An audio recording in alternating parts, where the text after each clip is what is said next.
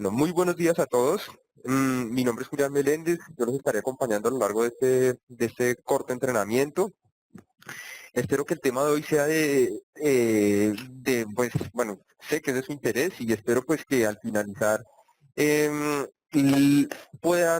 pues les haya podido aportar algunas cosas para su diario vivir, para su incremento de conocimientos, en fin, que esto sea pues un tiempo productivo. Bueno, entonces, hoy, pues como bien lo saben, vamos a hablar sobre series de estacionarios con integración. Entonces, pues procedamos. Como siempre, y también pues como ya Angélica lo mencionó, en la medida que vayan teniendo inquietudes, por favor no duden en manifestarlas. Aquí hay, digamos, tres alternativas. Están, digamos, las preguntas y respuestas. Están los chats y está, digamos, el micrófono. Digamos que de todos, el que preferiría que utilizaran es el chat porque es digamos, es el mensaje inmediato, ¿no? Entonces preferiría que en lugar de que utilicen las preguntas y respuestas, con el chat me puedo comunicar más rápido. En la medida que las preguntas, digamos, las podamos ir solucionando en la marcha, pues por supuesto que lo haremos. Si no, pues la dejamos para el final para nuestra sesión de preguntas y respuestas. En primera instancia, cuando nosotros hablamos de series no estacionarias o de series estacionarias sin integración, debemos recordar que nosotros estamos hablando de series de tiempo. Y estamos hablando de series de tiempo como una estructura de información. Haciendo pues una recordación rápida, recordemos que en principio nosotros podemos hablar de 4 tipos de información. Podemos hablar de datos de corte transversal, es decir, información para uno o varios individuos, donde en un mismo momento del tiempo miro uno o varios atributos. Series de tiempo, series de tiempo que es la revisión de uno o varios atributos para un individuo o varios individuos en distintos momentos del tiempo. Están los datos agrupados y los datos panel, ¿sí? Que lo que hacen es vincular la información de corte transversal con la información eh, de corte longitudinal de series de tiempo. ¿Sí? Entonces, en este caso, vemos que estos conceptos de estacionalidad son relevantes para series de tiempo, es decir, el atributo revisado en distintos momentos de tiempo.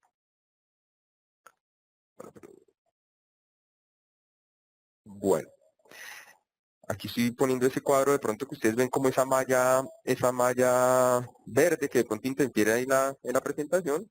Es simplemente el chat que lo tengo abierto pues para estar pendiente de sus inquietudes. Bueno.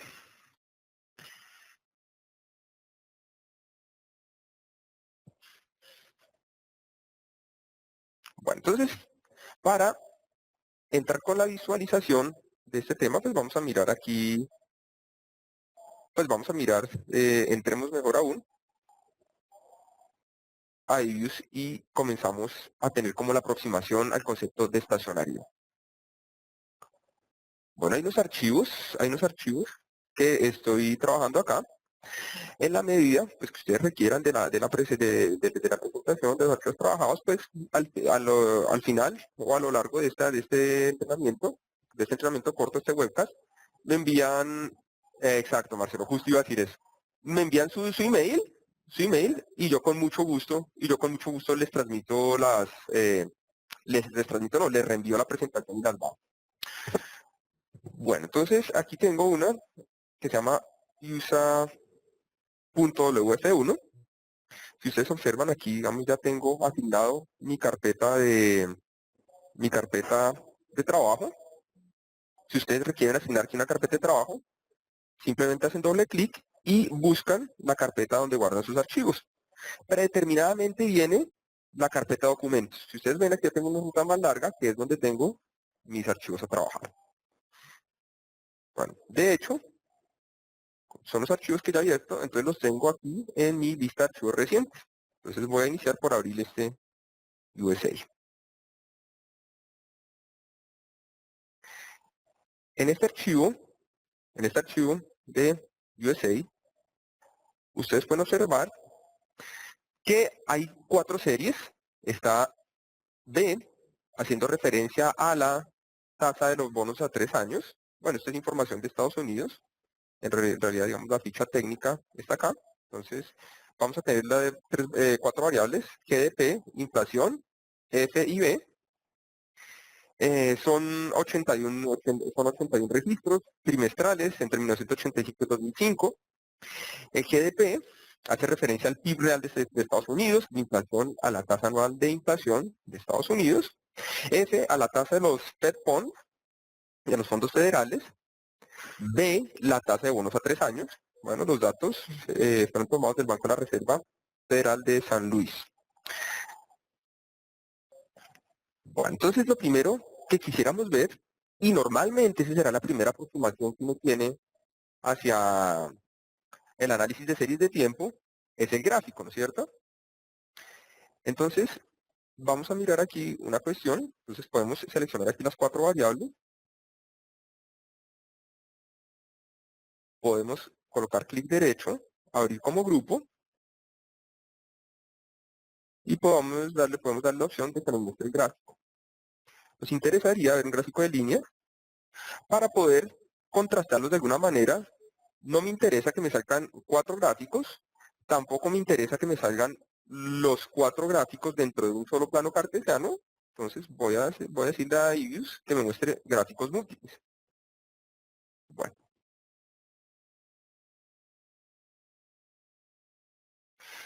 aquí escucho que hay alguien que no me están escuchando muy bien. Quisiera saber si es un problema generalizado o hay buen sonido en general.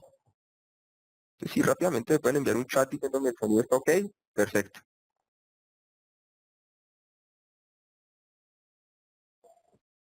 Ah, bueno, muchísimas gracias a todas las respuestas. Bueno, entonces, agrandemos acá. Voy a bajar este cuadrito por aquí.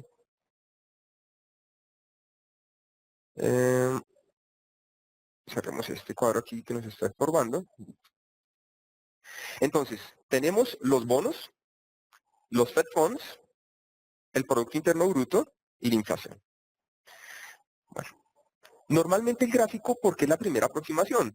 Porque, grosso modo, el gráfico lo que nos permite identificar son los componentes de una serie de tiempo. Particularmente, digamos, de los 4 componentes, tendencia, estacionalidad, ciclicidad e irregularidad. Para el tema de estacionariedad, para el tema de cointegración, lo que nos interesa o donde centramos nuestra atención es en el componente de tendencia. Digamos, de esos 4 componentes donde vamos a centrar nuestra atención es el componente de tendencia. Y digamos que el gráfico es una muy buena forma de evidenciar si una serie presenta o no presenta tendencia.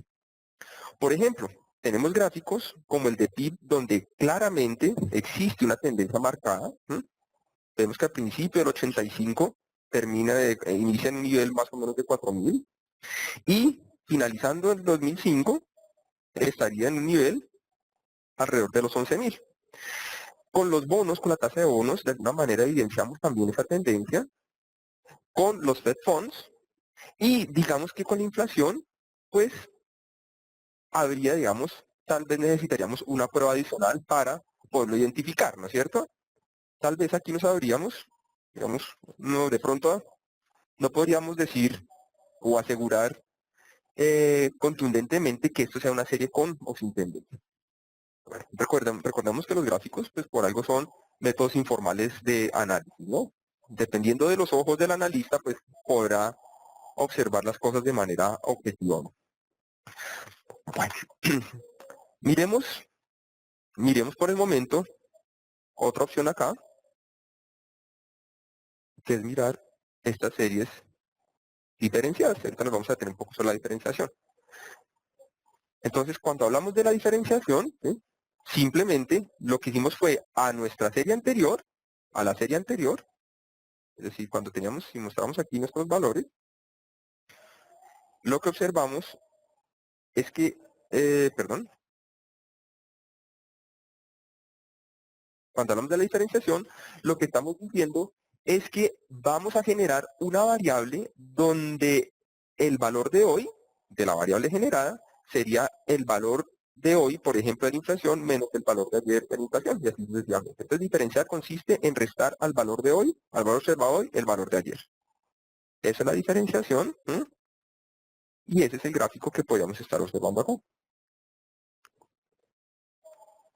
Bueno, en general lo que observamos es que cuando diferenciamos, pareciese que la serie pierde su tendencia si la tenía, ¿no es cierto? Pierde la tendencia si la tenía. ¿Cuántas veces tendré que diferenciar una serie para que se vuelva estacionaria? Bueno, eso dependerá, podemos mostrarlo a través de un ejercicio, digamos, rápido, lo voy a hacer aquí en Excel, para poderlo hacer muy rápido. Vamos a hacer lo siguiente. Miremos, por ejemplo, una serie.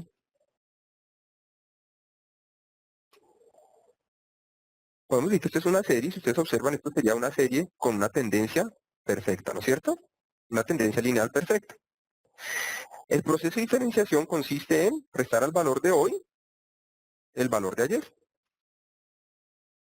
Y creo que no sería necesario graficar esta segunda serie para observar que esta línea con una pendiente, se volvería una línea sin pendiente. Es decir, perdería su tendencia. Por ejemplo, si no estuviésemos hablando de una línea recta, si no estamos hablando, por ejemplo, de una parábola, estamos hablando de una curva. Entonces, miremos esto. ¿Mm? Si nuevamente graficamos esto, ¿qué vamos a observar? Pues ya lo sabemos, lo acabamos de hacer. Simplemente es una función cuadrática. ¿Qué pasa si diferenciamos una función cuadrática? Si ustedes observan, esa función cuadrática se convierte en una línea recta. ¿Mm? Y ya vimos qué pasa cuando diferenciamos una línea recta. Entonces, el concepto de diferenciación, ¿a qué estará asociado? Entonces, por un lado, recordemos que la diferenciación estará asociada a la eliminación de la tendencia. ¿Sí? Y la eliminación de la tendencia estará determinada por el grado del polinomio que subyace a la forma funcional de la serie en cuestión. ¿Sí? ¿Me explico? Entonces, si tenemos si la forma funcional de la serie en cuestión es de grado 1, pues va a estar una diferenciación. Si es de grado 2, va a estar dos diferenciaciones. Y son 3, y así sucesivamente. Bueno, volvamos acá. Entonces, vemos que en general, y para efectos prácticos en la información de la vida real, bastará con una diferenciación para que la gran mayoría de series pierdan su tendencia, es decir, se vuelvan estacionarias.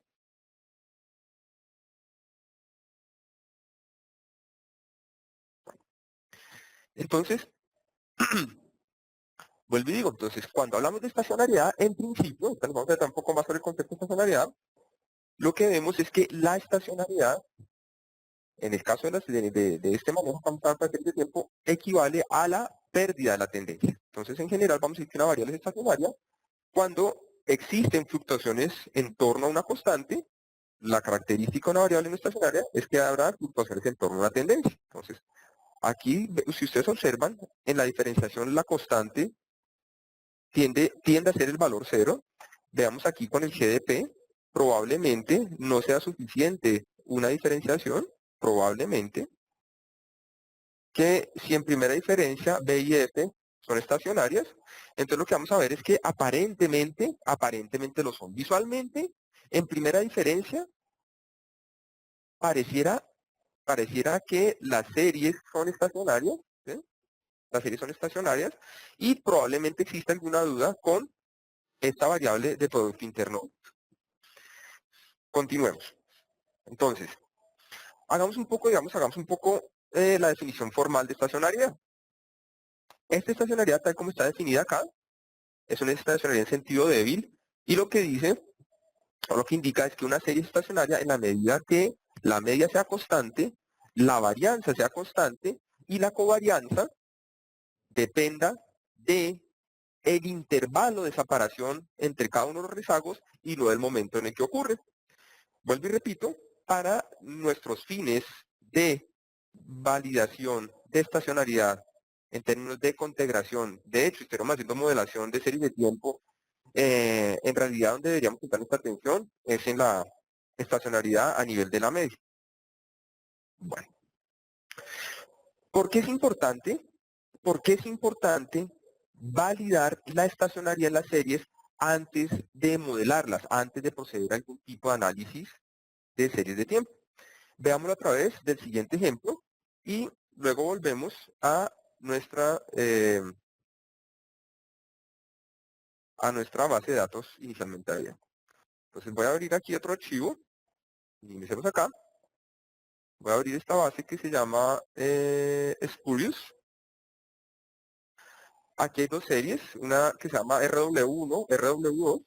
Ambas son caminatas aleatorias que se generaron, pues son series generadas, no son series que se tomaron de algún lado. Bueno, entonces miremos primero, abrámonos en conjunto y miremos estas dos series. Bueno, veamos un gráfico. En primera instancia, veamos un gráfico de línea. Ah, no, estos veámoslos en un solo, no solo línea. Entonces vemos en línea azul una caminata aleatoria 1, en la otra una caminata aleatoria 2. Recordemos que lo importante de esta serie, lo importante al identificar esta serie, ¿no? Es que, o esta serie, es que estas son series generadas de manera aleatoria a través de un proceso de caminata aleatoria, valga la redundancia. Es decir, ninguna de estas dos series tiene por qué estar relacionada entre sí.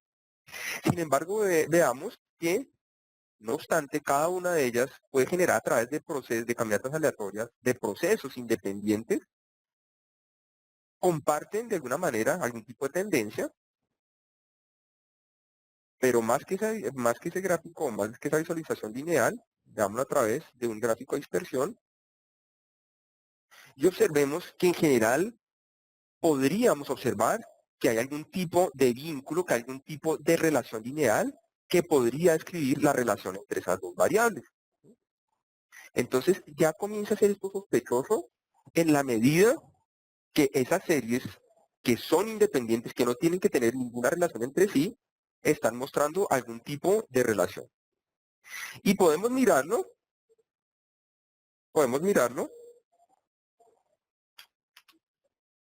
pues también a través de una regresión. O sea, no es una regresión convencional. Y veamos lo siguiente. Veamos cómo, digamos, en este caso lo que regresé, hice una regresión simplemente entre la variable, entre la caminata aleatoria 1 sobre la caminata aleatoria 2. Veamos la significancia del coeficiente, es decir, existe, digamos, esta caminata aleatoria 2 podría observarse como un determinante de esta caminata aleatoria 1 y adicionalmente veamos el R cuadrado que es pues, relativamente alto, estamos hablando de un R cuadrado del 70%. ¿Mm? Entonces, ¿cuál es la conclusión sobre esto?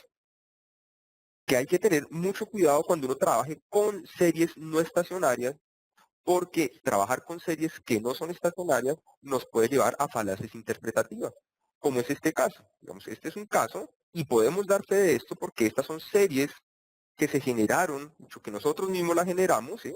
No es información tomada, es información generada, y podemos dar fe de que estas son, tanto RW1 como RW2, son series total y absolutamente independientes. No tienen por qué tener ninguna relación. Y vean cómo la relación, vean cómo el gráfico lo sugería, vean cómo el gráfico de línea sugería algún tipo de similitud en el comportamiento, vean cómo el gráfico de dispersión muestra, digamos, una alta correlación entre las variables.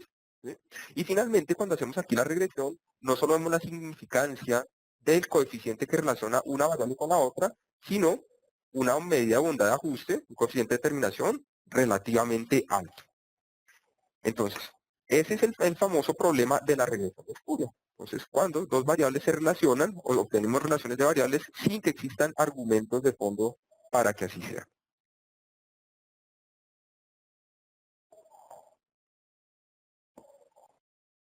Bueno, ¿cómo evaluamos estacionalidad? La estacionariedad, nosotros, digamos, en general existen tres métodos. Uno es el método gráfico, que previamente lo hicimos. A través del gráfico podemos evaluar si la serie tiene o no tiene tendencia. Otro que es el correlograma. Entonces, el correlograma, simplemente, bueno, voy a cerrar esta base que no vamos a utilizar más. Y vamos a save, ¿no? Y simplemente vamos a trabajar con la base que teníamos previamente abierta. Veamos, por ejemplo, esta serie F. Entonces, los Fed Funds. Hayamos visto el gráfico. Y ahora, para poder mirar un correlograma, simplemente vamos aquí a Correlogram. Y Views nos va a mostrar este cuadro de diálogo y me dice si el correlograma lo quiero ver sobre mi serie en niveles, en primera diferencia o en segunda diferencia, y me dice cuántos rezagos incluye. Entonces le vamos a poner OK y lo vamos a poner en niveles. Bueno.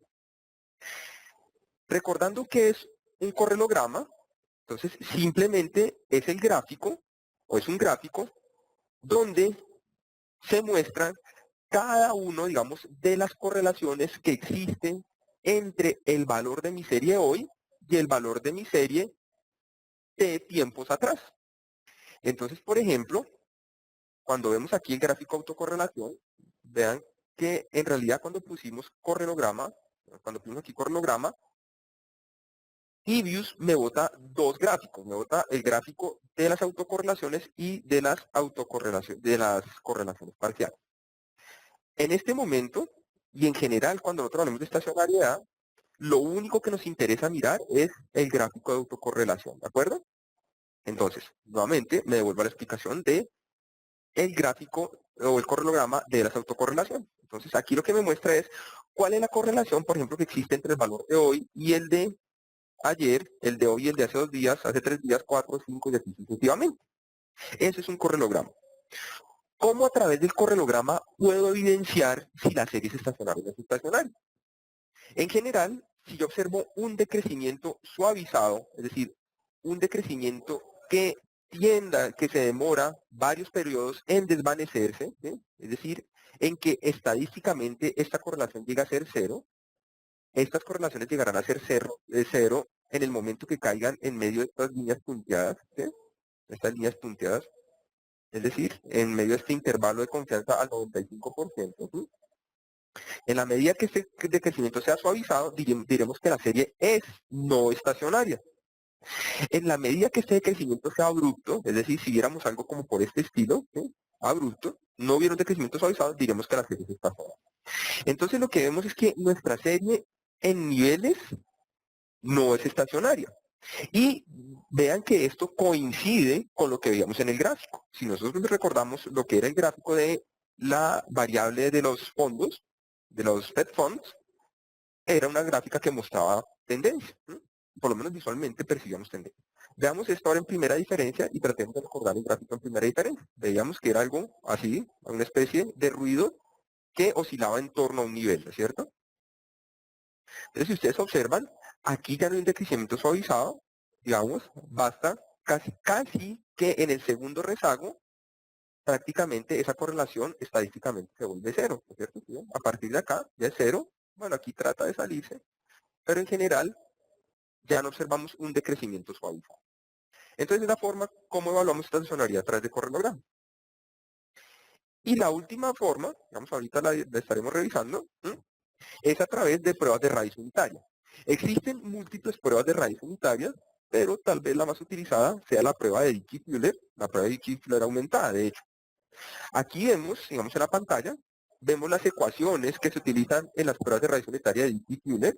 No está la versión aumentada simplemente tendríamos que aumentar aquí la diferencia de los rezagos que nosotros quisiéramos incorporar. En términos de lo que estamos viendo aquí, correspondería a incluir rezagos. Ahorita vamos en nuestra prueba de raíz unitaria, vamos a ver que esos rezagos harán relación a este tipo de máximo. Bueno, entonces, las pruebas de raíz unitaria se pueden definir como caminatas aleatorias simples, como caminatas aleatorias con intercepto o deriva, como se consigue en una literatura, o caminetas aleatorias con intercepto y con una tendencia determinística. ¿Sí? Una tendencia determinística. Bueno. Entonces vamos a ver ahorita, nos vamos a detener a hacer las pruebas de raíz unitaria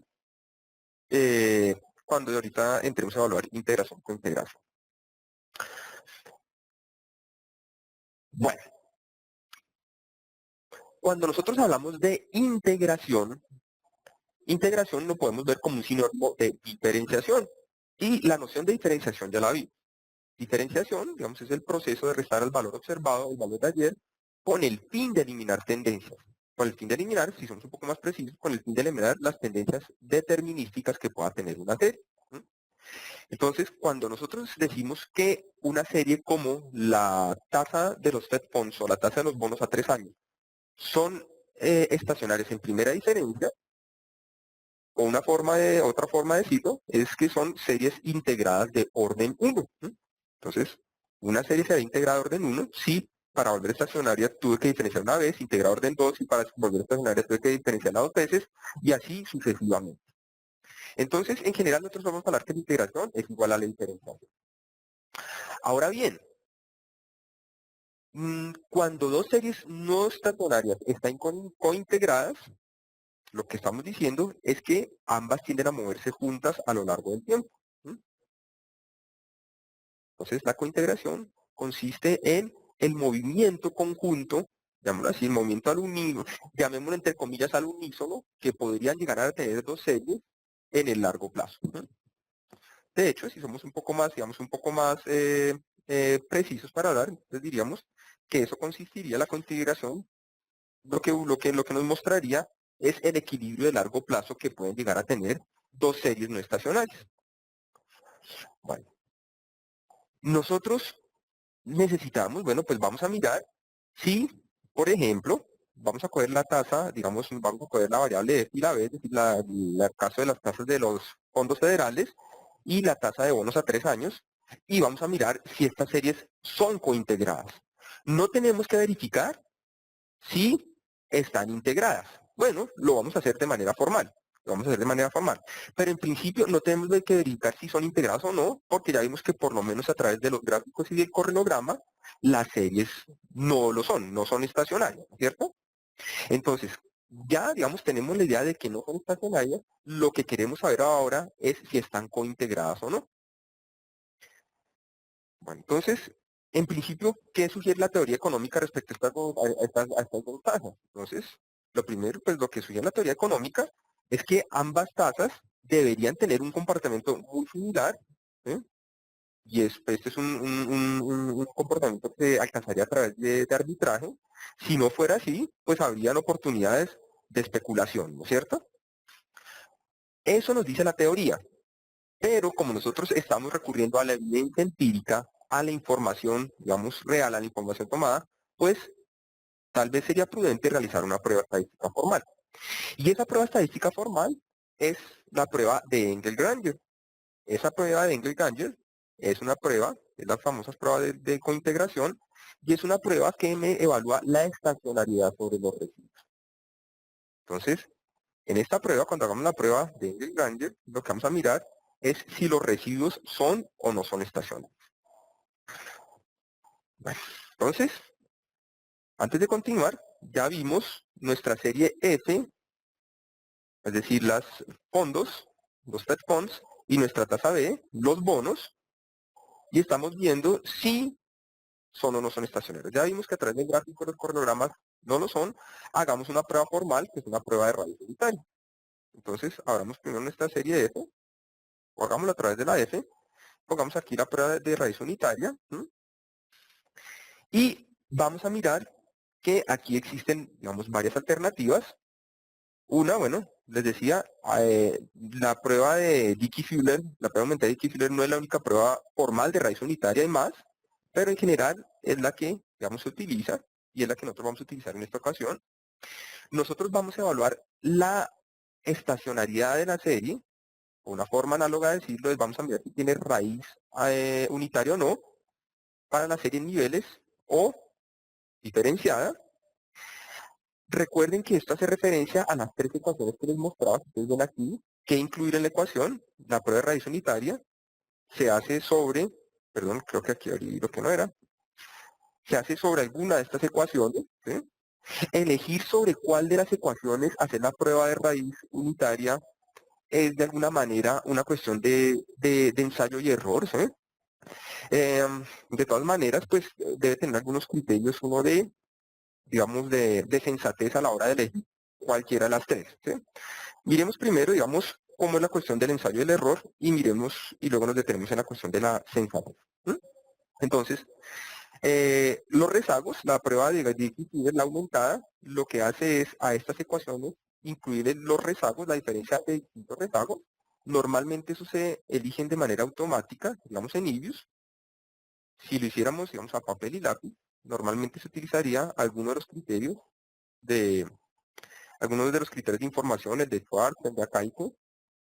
Y en general, digamos, uno dice que empíricamente uno debería seleccionar más o menos como la tercera parte, la tercera o la cuarta parte de los rezagos, la tercera o cuarta parte, perdón, del número de observaciones que tengo en mi serie. ¿Vale? Entonces vamos a arrancar con intercepto y vamos a poner raíz unitaria. Entonces, lo que me indica, digamos, aquí vemos que la prueba de la hipótesis nula es que la serie tiene una raíz unitaria.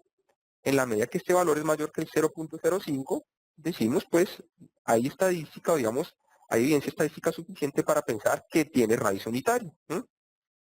Si nosotros hacemos la misma prueba en primera diferencia, vemos que este valor es inferior a 0.05. Diablo de 0.05 porque fue el nivel de significancia habitual que habitualmente se utiliza. Vemos que es inferior ese valor, entonces rechazaríamos esa hipótesis y diríamos la serie no tiene raíz unitaria. Tener raíz unitaria es sinónimo de decir que la serie no es estacionaria. Decir que la serie no tiene raíz unitaria es un sinónimo de decir que la serie es estacionaria. Podríamos ver, vean que observen ustedes que yo elegí con intercepto, pero pude haber hecho esto también, ¿sí? Si vuelvo a hacer lo mismo, entonces observo que la diferencia no tiene raíz unitaria, es decir, la diferencia es estacionaria, y pude haber hecho esta también, digamos, sin intercepto y sin tendencia. Y me dice que también es estacionario. Entonces, ¿dónde está, digamos, el ensayo de error y toda la sensatez? Digamos, el ensayo de error es que normalmente uno revisa las tres ecuaciones, uno revisa, ay, perdón, abrí lo que no era, uno revisa las tres ecuaciones, hace la prueba de raíz unitaria para las tres ecuaciones. Sí, exacto, en todos los casos es estacionaria, ¿no? Y lo que uno observaría, o lo que uno esperaría, es que coincida, digamos, el análisis de estacionariedad para las tres ecuaciones. Si no llega a haber coincidencia, ya debería detenerme un poco sobre qué es sensato o no es sensato. Por ejemplo, digamos, se los dejo ahí, más tarde de pronto lo podemos desarrollar a través de una pregunta, pero quiero terminar primero esto. Cuando yo estoy probando, digamos, si este valor, digamos, si mi serie tiene o no tiene raíz unitaria y escojo si incluye intercepto o no incluye intercepto, ¿sí? Por ejemplo, aquí no incluye intercepto, ¿sí? Yo debería verificar, por ejemplo, si este valor es menor que 0. Digamos, si, por ejemplo, en esta ecuación, cuando lo puse aquí, no me hubiera dicho que la serie no es estacionaria en primera diferencia, probablemente, de pronto, la alternativa de no tener intercepto y no tener tendencia sea una mala alternativa en la medida que este coeficiente, al ser mayor que 0, me podría estar indicando que la serie la estoy trabajando con una ecuación donde tendría un comportamiento explosivo. Sé que eso estuvo, digamos, un poco enredado, digamos, quienes no recordemos bien en este momento el contexto de raíz unitaria, ¿sí? De pronto esto quedó un poco volando, pero pues les menciono esa cosilla. Entonces, en general, miro las tres ecuaciones, esperaría que las tres coincidan, si no, debo de tener un poco más a mirar cuál es la ecuación que le brinda mayor sensatez a mi análisis. Por el momento no, digamos, por el momento normalmente cuando uno valida, aquí me hacen una pregunta si uno debería verificar los residuos son ruido blanco antes de dar conclusiones acerca del test de Dickey-Buehler. Digamos que la revisión de los residuos es un ejercicio de posestimación, ¿no es cierto? En este caso solo estamos viendo si mi serie es o no es estacionaria. La validación de si los residuos son ruido blanco es un ejercicio de posestimación, es decir, algo que sacaría una vez utilice mi F en un ejercicio de regresión, ¿no? Bueno, entonces, continuemos. Bueno, entonces, ya sabemos que tanto F como B no son estacionarios. ¿Qué es el ejercicio que vamos a hacer a continuación? Bueno, puedo ir aquí a Quick o Estimate Equation, simplemente voy a poner acá LS, voy a poner B, F y C. Entonces voy a hacer una regresión de los bonos, de la tasa de los bonos a 3 años sobre la tasa de los fondos federales y lo voy a incluir en Intercept.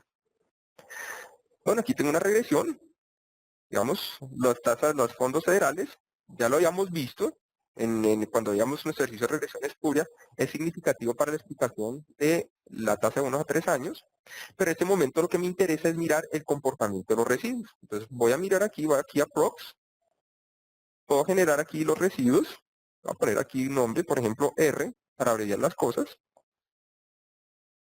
y le pongo OK. Aquí quedó generada mi serie. ¿Y qué me interesa ver ahora sobre mi serie? Entonces, lo que yo quiero mirar es si esta serie, ¿sí? Ahora, si estos residuos son estacionarios o no son estacionarios. ¿Sí? Son estacionarios o no son estacionarios. ¿Sí? Entonces, por ejemplo, pues yo podría hacer, digamos, la ecuación, podría hacer la regresión, digamos, de la ecuación de Dickey-Fuller, ¿sí? Sin constante, ¿sí? Con, eh, sin constante, sin tendencia y con un rezago, o simplemente pues lo hago con la prueba de raíz unitaria incorporada,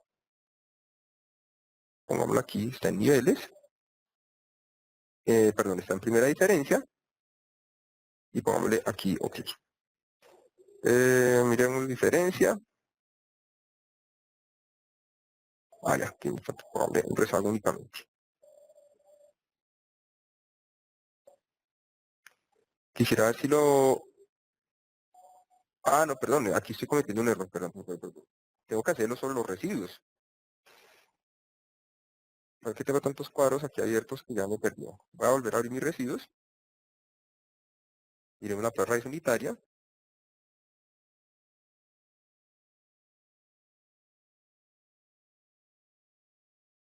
Bueno, listo. OK, listo. Entonces, ¿qué observo acá?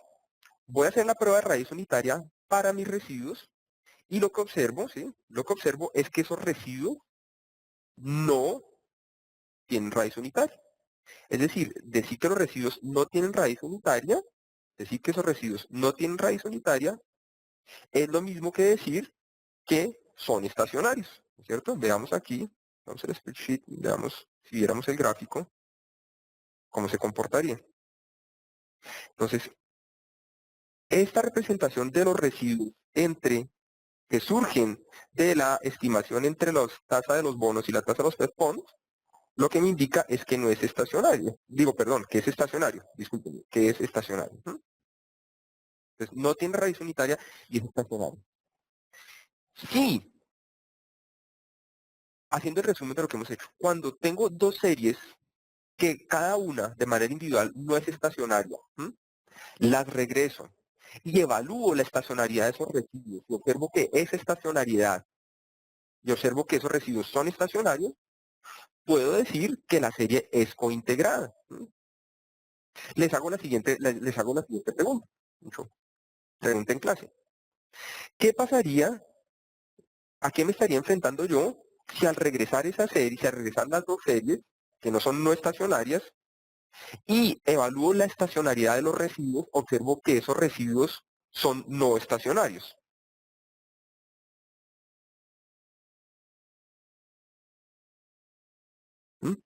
Exactamente, pues estaríamos hablando de una regresión espuria. A ver, aquí veo una pregunta, perdón, se me paró. Bueno, ahorita me toca hacer un repaso que me están llegando aquí un bombardeo de preguntas, entonces no importa, ahorita termino esto y las comienzo a resolver. Bueno, entonces estaríamos hablando que sería una regresión espuria. Muy bien.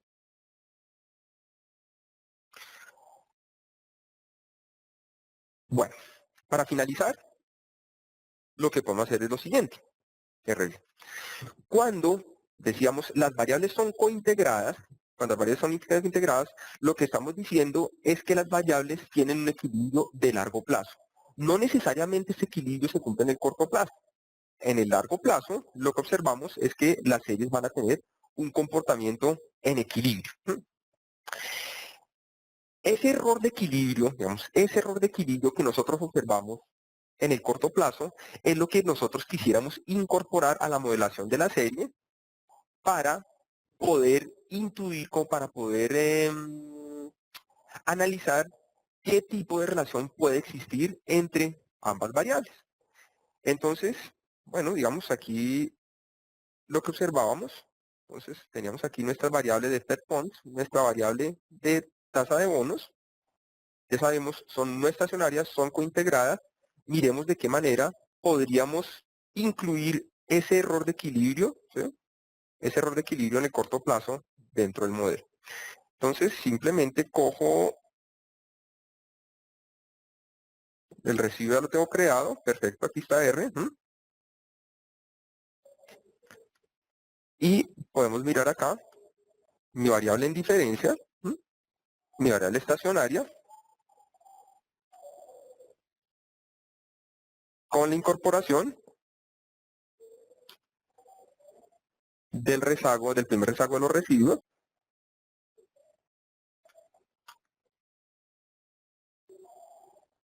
creo que se me quedó la constante por fuera, ¿sí? Salvemos acá, voy a poner Freeze Panel, y ahora voy a hacer la de los fondos federales. Listo. Bueno, ¿qué nos interesa observar en este momento? ¿Qué nos interesa observar en este momento? Lo que nos interesa ver es la, digamos, la significancia del coeficiente del primer rezago de los residuos como explicativa de mi variable de bonos en su versión estacionaria y mirar el coeficiente, la significancia del coeficiente del primer rezago de los residuos como explicativa o como regresora de la primera diferencia de los Fed Funds. En la medida, ¿sí? En la medida que esto no sea significativo, lo que me podría determinar es que la tasa la tasa de bonos no está influenciada o no está determinada, ¿sí? Por mi tasa de fondos federales. Cuando es significativa, como lo observamos aquí en este caso, lo que decimos es que la tasa de los fondos federales estaría, digamos, estaría relacionada, estaría explicada por la tasa de los bonos a 3 años. Nuevamente, digamos, y para concluir, ¿qué es lo que deberíamos verificar? O mejor aún, si esto, digamos, si esto llega a estar en contravía de la teoría, ¿sí? Del conocimiento, del contexto que se tenga de las series que estoy trabajando, pues uno debería revisar si todos los supuestos que estamos montando detrás de esto están correctamente bien hechos, ¿sí? Por el momento, digamos, y en general es la evidencia que me va a brindar este tipo, digamos, de ejercicio de mecanismo de corrección de errores, ¿no? Lo que me estaría diciendo, lo que me estaría diciendo es que las cifras, tal como se presentan, tal como las tengo, lo que muestran, o la relación que permiten mostrar, es esto que acabamos de concluir, ¿no? Entonces, vuelvo y repito, en este caso, los fondos federales no determinan la tasa de bonos a 3 años. Como esto sí es significativo aquí, lo que me indica es que la tasa de eh, bonos sí me determina la tasa de fondos federales. Bueno, voy a entonces hacer una revisión aquí. Entonces, por favor, las preguntas que tengan, si me las quieren hacer con mucho gusto. Y, perdón, va a hacer aquí un repaso por el chat para mirar.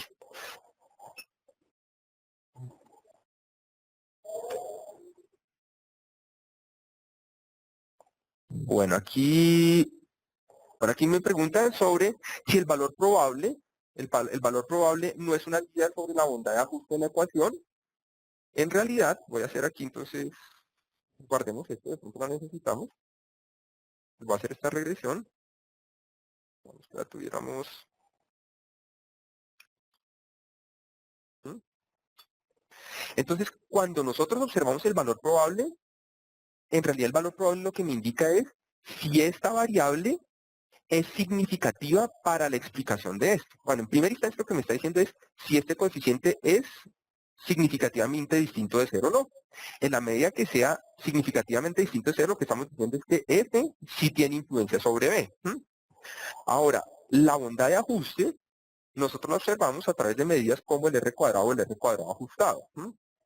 En realidad el R cuadrado ajustado lo que me explica es en qué porcentaje mi modelo como tal, digamos mi modelo está formado tanto en este caso por el intercepto como por la variable, ¿sí? Por esta regresora, en qué porcentaje este modelo explica los cambios que puedan haber en B.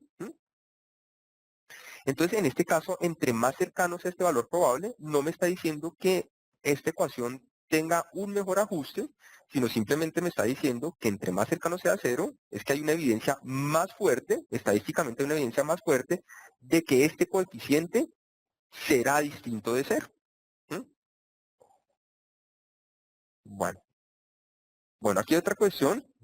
Me preguntan qué pasa si no aplico la prueba de Dickey-Fielding, que en otras pruebas estas me dicen que los residuos no son estacionarios. Como siempre, existe la posibilidad, lo que uno esperaría, en general si ustedes recuerdan, para muchos, digamos, para muchos procedimientos econométricos, por ejemplo, para medidas de precisión de pronóstico, para pruebas de estacionariedad, para pruebas de significancia de coeficientes, yo puedo tener muchas pruebas. Y en general lo que uno esperaría es que todas coincidan, ¿no es cierto? Pero en la medida que las pruebas, digamos que hay pruebas que son distintas, pues hay pruebas que son, en general si hay varias pruebas es porque son distintas, mejor aún, ¿sí? Existe la posibilidad de que se lleguen a resultados distintos. Por ejemplo, en el caso, digamos, la estacionaria puede evaluarse a través de la prueba de Philip-Perron. La prueba de Philip-Perron es una prueba no paramétrica. Tocaría revisar si la estacionariedad de una variable es o no es estacionaria. La cuestión también, como normalmente es en econometría, estaría en la justificación de por qué utilizo una prueba o no otra. Entonces, si al utilizar una prueba distinta a la de Dickey-Fielding llegara a ver que la serie no es estacionaria, pues en realidad tendría que detenerme a hacer un poco, digamos, de disertación sobre cuál es la que debería utilizar o no. Bueno, digamos, aquí hay una pregunta que si esto que explicaba, aquí lo puedo ver como una prueba de causalidad. Eh, Pues en realidad, digamos, esto que estamos hablando acá, sí la podemos hablar como una prueba de causalidad, pero como una prueba de causalidad en el sentido de Granger, ¿no? Que de alguna manera es distinto, digamos, de la causalidad de la causalidad que nosotros podríamos hablar cuando hacemos, por ejemplo, un modelo de regresión sobre cortes transversales. Por ejemplo, cuando nosotros podemos mirar el impacto que pueda tener una variable sobre otra, ¿no? Entonces, sí, esto es una causalidad, esto se llama causalidad en el sentido de Granger.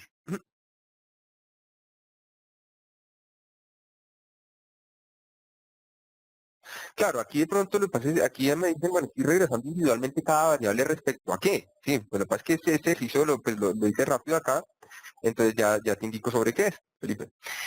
Cuando hice la regresión en este último paso, si tú observas, hice la regresión de mi variable estacionaria, o mejor, de mi variable integrada, que digamos, formalmente es mejor llamarlo así, digamos. Lo que hago es mirar mi variable integrada y la regreso sobre el rezago del residuo. Si tú ves, este R es una variable que yo había generado acá.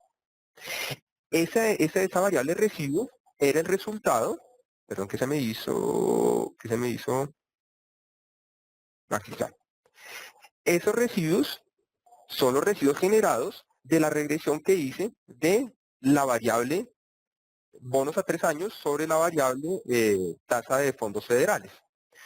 Lo que yo quiero mirar con este ejercicio, al saber que estas series Recuerda que digamos que esto era como el paso final, ¿no? Cuando yo validé que esas series eran cointegradas, es decir, no son estacionarias, pero sí podían tener una regresión de largo plazo porque había validado que sus residuos eran estacionarios, lo que quiero es incorporar esa variación, digamos, ese desequilibrio, digamos, ese desequilibrio en el error, lo quiero incorporar en un modelo para poder establecer algún tipo de causalidad, o digo causalidad en sentido de Granger. Si tú observas, entonces lo que hago es regresar cada una de las variables de interés sobre el rezago de esos residuos que habían salido de esta estimación.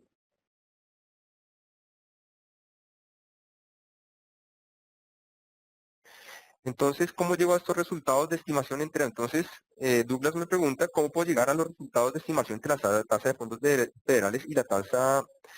Bueno, si haces referencia a esto, entonces, digamos, repetiría el proceso. Cerremos acá. Entonces, tengo dos series, por ejemplo, haciendo como el repaso, no puedo bajar esto, ¿cómo puedo bajar esto?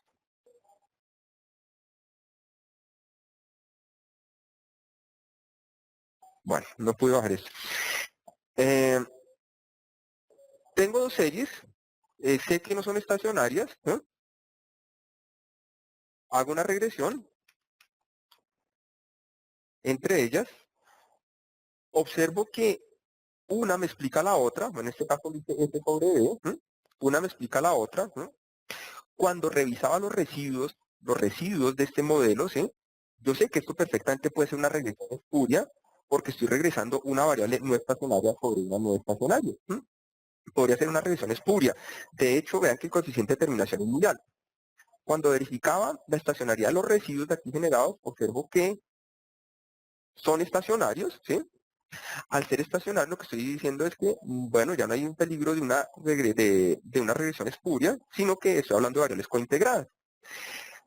Como estas variables son cointegradas, yo sé que ese error, digamos, ese ruidito que puede haber en el error, yo lo puedo incorporar dentro de un modelo para poder establecer una relación de largo plazo y poder hablar, digamos, de una causalidad en el sentido de Granger. Entonces, cojo aquí, hago la regresión, me interesa mirar mi serie integrada F respecto al rezago del error.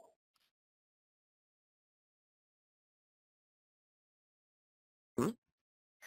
Y evalúo si este coeficiente es significativo o no. En este caso veo que no es significativo, ¿sí?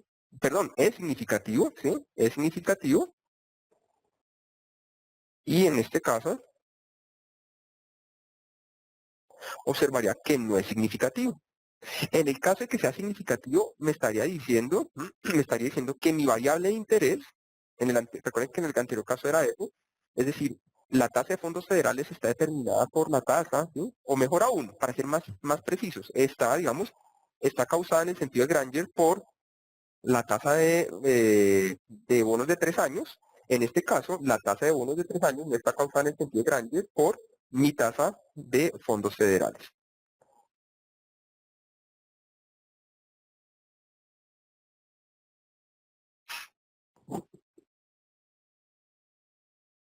Bueno, el video, por supuesto, que cuando esté el link se los podemos compartir.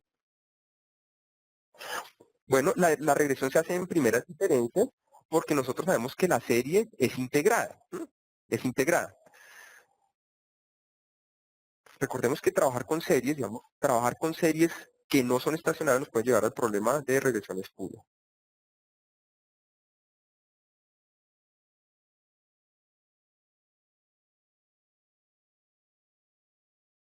Bueno, en general la inclusión del intercepto no, digamos, en principio es algo sobre lo que uno no se detiene mucho. Eh, Estoy hablando del intercepto a nivel de estimación, ¿no? De mínimos cuadrados. No estoy hablando de la importancia del intercepto a nivel de realizar las pruebas de raíz unitaria, digamos, de seleccionar una de las ecuaciones de Dickey-Fuller, que ahí sí seleccionar un modelo con intercepto sin intercepto sí puede ser crucial para tomar una buena decisión respecto a la estacionalidad de la serie. Pero en general, digamos, la constante, independientemente de su no significancia, digamos, como es este caso, es un término que se deja por un lado, porque interpretativamente, normalmente con la econometría, el intercepto no tiene mayores aportes, digamos, analíticos, bueno, salvo que estuviéramos incorporando aquí algunas variables categóricas, alguna información cualitativa, ¿sí? Pero adicionalmente, porque el hecho de tener el intercepto, lo que permite es que se cumpla digamos, uno de los supuestos, del modelo clásico de regresión lineal es que el valor esperado sea cero. ¿Sí? No me garantiza, digamos, el supuesto más importante para insesgamiento, que es el valor esperado condicional, ¿sí? El valor esperado condicional del error sea cero, pero sí me garantiza que el valor esperado sea cero.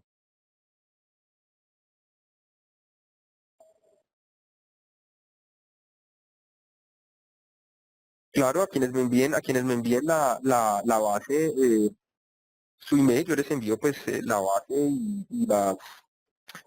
y la presentación. En realidad, en realidad hay muchas preguntas, hubo un gran bombardeo de preguntas, lo cual es pues bastante interesante porque significa que generó expectativas lo que se ha mostrado. Entonces yo les pido un inmenso favor, pues ya ahorita ya no, digamos, no tengo digamos, el tiempo se ha terminado para continuar con las preguntas. Yo, por favor, les rogaría que me envíen sus email, ¿sí? Sus email. Yo, pues, este chat lo grabo. Entonces, sé quién es la persona, sé cuál es su pregunta. Pero entonces, por favor, envíenme el email. Entonces, no solo me envíen email quienes necesiten, digamos, una presentación, sino por favor envíenme el email quienes requieran respuesta a las preguntas que me han hecho. Entonces yo hago una revisión pregunta por pregunta y les estaré contestando a vuelta de correo la inquietud que ustedes están manifestando. Eh, sí, entonces me envían correo, ¿sí? Me envían el correo y en ese correo, si ustedes lo quieren, les envío la presentación o eh, si están interesados en la respuesta a la pregunta, y supongo que así es porque si no, no lo hubieran hecho, ¿sí? Eh, yo también vía email les facilito les doy pues, la respuesta a la inquietud. Entonces también me gustaría que me facilitaran el email y bueno, bueno, bueno, infortunadamente pues el tiempo es corto. Eh, les doy muchísimas gracias por haber participado en este webcast. Los invito pues a que estén pendientes de todos los eventos que programemos pues, en las próximas semanas. Ustedes pueden revisar con nuestra agenda de cursos cortos y entrenamientos en nuestra página www.softwareshop.com. Al costado izquierdo ustedes ven, digamos, toda la programación con fechas y horas. Em, bueno, una vez más no me resta más que decirles que gracias por su amable atención y nos vemos en una próxima oportunidad. Pues yo les digo las preguntas, por favor, las inquietudes que tengan, eh, yo se las, tan pronto termine acá, pues me dedicaré a responderlas vía email. Bueno, gracias y feliz fin de semana.